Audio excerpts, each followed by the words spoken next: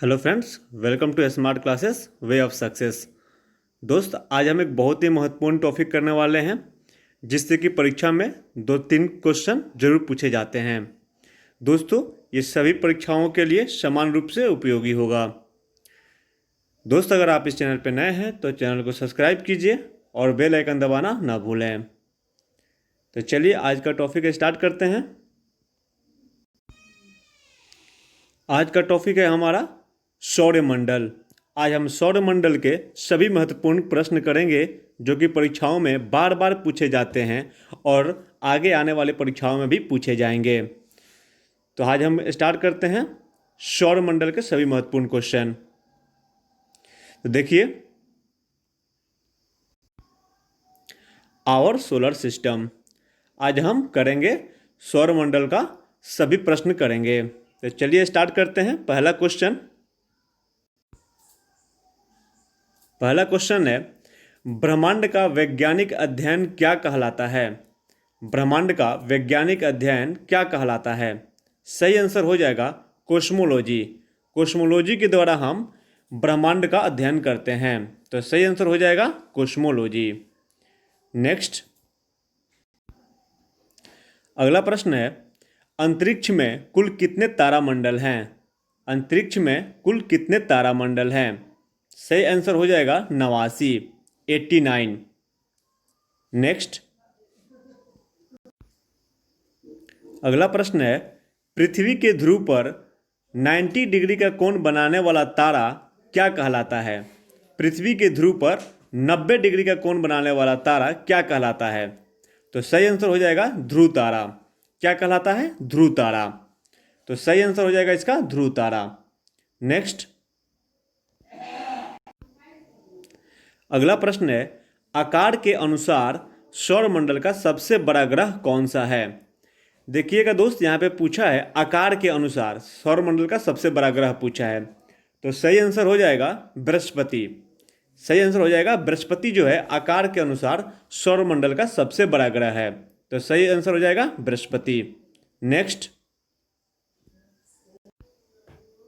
अगला प्रश्न है, आकार के अनुसार सौरमंडल में पांचवा सबसे बड़ा ग्रह कौन सा है?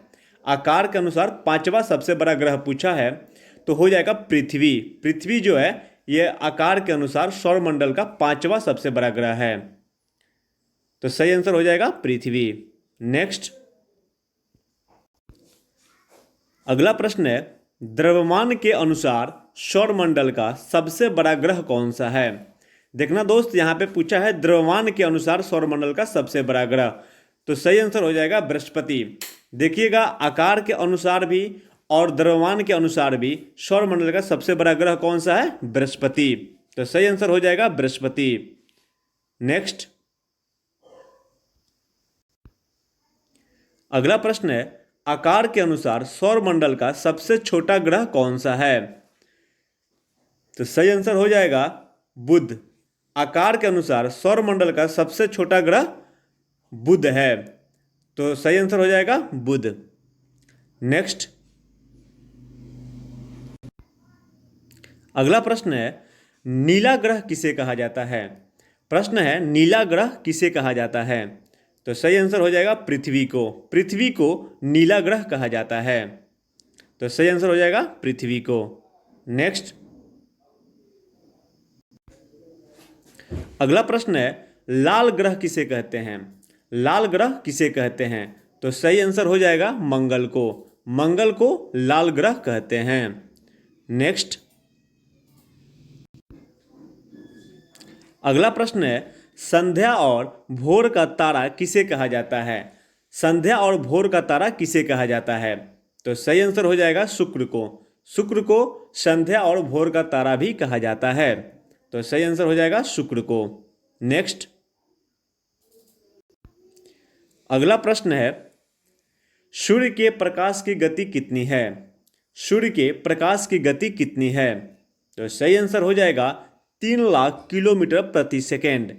3 लाख किलोमीटर प्रति सेकेंड सूर्य के प्रकाश की गति है, तो सही आंसर हो जाएगा 3 लाख किलोमीटर प्रति सेकेंड। नेक्स्ट,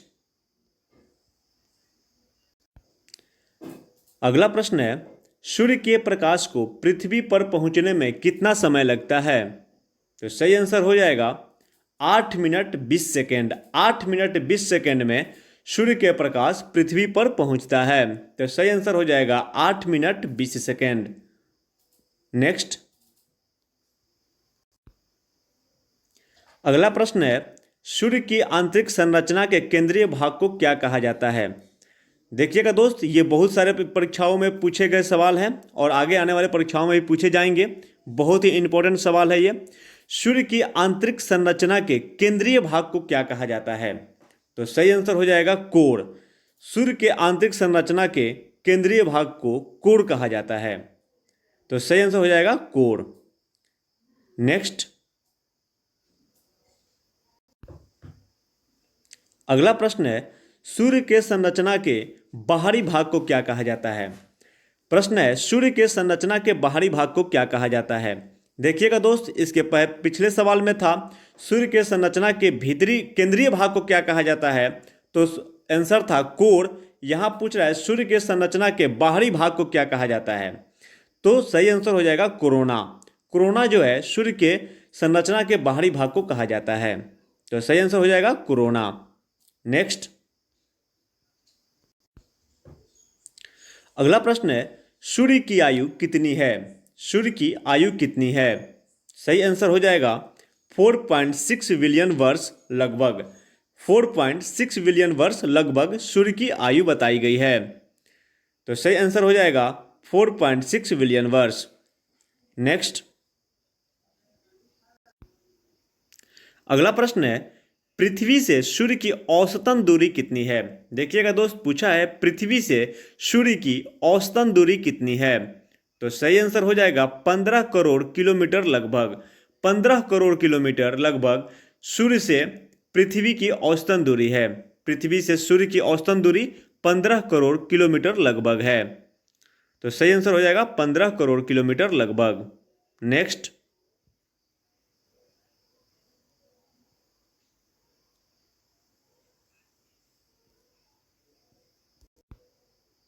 अगला प्रश्न है, सूर्य का आयतन पृथ्वी के आयतन से कितना अधिक है?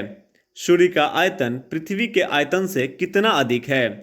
तो सही आंसर हो जाएगा 13 लाख गुना।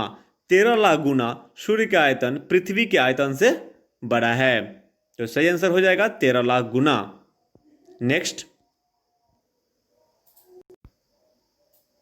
अगला प्रश्न है, सौरमंडल का कौन कौन सा ग्रह है जिसे नंगी आंखों से देखा जा सकता है? बोल रहा है सौरमंडल का कौन कौन सा ग्रह है जिसे हम नंगी आंखों से देख सकते हैं? तो सही आंसर हो जाएगा बुध, शुक्र, मंगल, बृहस्पति और शनि। शुक्र, बुध, मंगल, बृहस्पति और शनि को हम नंगी आंखों से देख सकते हैं। तो सही आंसर हो जाएगा बुध, शुक्र, मंगल, बृहस्पति और शनि। नेक्स्ट, अगला प्रश्न है, पृथ्वी से सबसे नजदीक कौन सा ग्रह है? पृथ्वी से सबसे नजदीक कौन सा ग्रह है? तो सही आंसर हो जाएगा शुक्र। शुक्र जो है पृथ्वी के सबसे निकट ग्रह है। तो सही आंसर हो जाएगा शुक्र। नेक्स्ट, अगला प्रश्न है, किस ग्रह के सबसे ज्यादा उपग्रह हैं? कौन से ग्रह हैं जिसके सबसे ज्यादा उपग्रह हैं? तो सही आंसर हो जाएगा बृहस्पति। बृहस्पति के सबसे ज्यादा उपग्रह हैं। तो सही आंसर हो जाएगा बृहस्पति। नेक्स्ट, अगला प्रश्न है, सौरमंडल का सबसे बड़ा उपग्रह कौन सा है? सौरमंडल का सबसे बड़ा उपग्रह कौन सा है? देखना दोस्त, यहां पे पूछा है सबसे बड़ा उपग्रह पूछा है, तो हो जाएगा गैनीमेड। गैनीमेड जो है बृहस्पति का उपग्रह है और ये सौरमंडल का सबसे बड़ा उपग्रह है। तो सही आंसर हो जाएगा गैनीमेड, जो कि बृहस्पति का उपग्रह है। नेक्स्ट, अगला प्रश्न है, पृथ्वी के आकार को क्या कहा जाता है? पृथ्वी के आकार को क्या कहा जाता है? तो सही आंसर हो जाएगा पृथ्वी के आकार को जियोड कहते हैं। पृथ्वी के आकार को हम जियोड कहते हैं। तो सही आंसर हो जाएगा जियोड। नेक्स्ट, अगला प्रश्न है, लेटा हुआ ग्रह किसे कहते हैं? प्रश्न है, लेटा हुआ ग्रह किसे कहते हैं? सही आंसर हो जाएगा अरुण को। अरुण को लेटा हुआ ग्रह कहते हैं। तो सही आंसर हो जाएगा अरुण को। नेक्स्ट,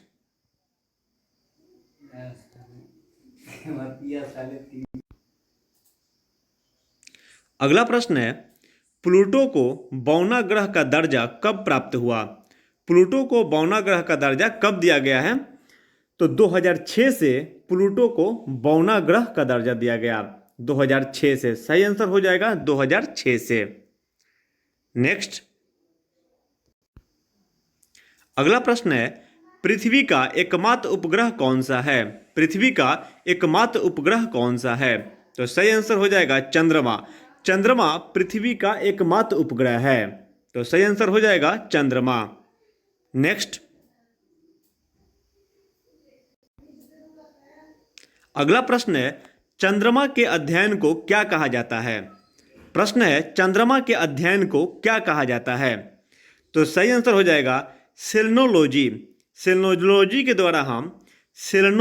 द्वारा हम चंद्रमा के अध्ययन करते हैं। चंद्रमा के अध्ययन हम सेलेनोलॉजी के द्वारा करते हैं। तो सही आंसर हो जाएगा सेलेनोलॉजी। नेक्स्ट, अगला प्रश्न है, अपने अक्ष पर सबसे कम समय में चक्कर लगाने वाला ग्रह कौन सा है?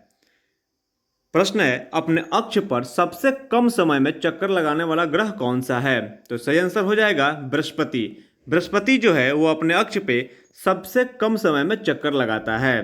तो सही आंसर हो जाएगा बृहस्पति। नेक्स्ट, अगला प्रश्न है, सबसे चमकीला व गर्म ग्रह कौन सा है? सबसे चमकीला व गर्म ग्रह कौन सा है? तो सही आंसर हो जाएगा शुक्र। शुक्र जो है वो सबसे चमकीला व गर्म ग्रह है। तो सही आंसर हो जाएगा शुक्र। नेक्स्ट, अगला प्रश्न है, आकार में सौरमंडल का दूसरा सबसे बड़ा ग्रह कौन सा है? देखिएगा दोस्त, यहाँ पे पूछा है आकार में सौरमंडल का दूसरा सबसे बड़ा ग्रह पूछा है। पहला कौन था? बृहस्पति। दूसरा कौन है? शनि। शनि जो है आकार में दूसरा सबसे बड़ा ग्रह है। सौरमंडल का दूसरा सबसे बड़ा आकार में कौन सा ग्रह है? शनि। शनि जो है सौरमंडल का आकार में दूसरा सबसे बड़ा ग्रह है। तो सही आंसर हो जाएगा शनि। नेक्स्ट, अगला प्रश्न है, चंद्रमा और पृथ्वी के बीच की औसतन दूरी कितनी है? प्रश्न है, चंद्रमा और पृथ्वी के बीच की औसतन दूरी कितनी है? तो सही आंसर हो जाएगा 3,84,365 किलोमीटर। तो सही आंसर हो जाएगा 3,84,365 किलोमीटर चंद्रमा और पृथ्वी के बीच की औसतन दूरी है। तो सही आंसर हो जाएगा 3,84,365 किलोमीटर। नेक्स्ट, अगला प्रश्न है, चंद्रमा के प्रकाश को पृथ्वी पर पहुंचने में कितना समय लगता है? चंद्रमा के प्रकाश को पृथ्वी पर पहुंचने में कितना समय लगता है? सही आंसर हो जाएगा 1.3 सेकेंड। 1.3 सेकेंड में चंद्रमा के प्रकाश पृथ्वी पर पहुंचता है। तो सही आंसर हो जाएगा 1.3 सेकेंड।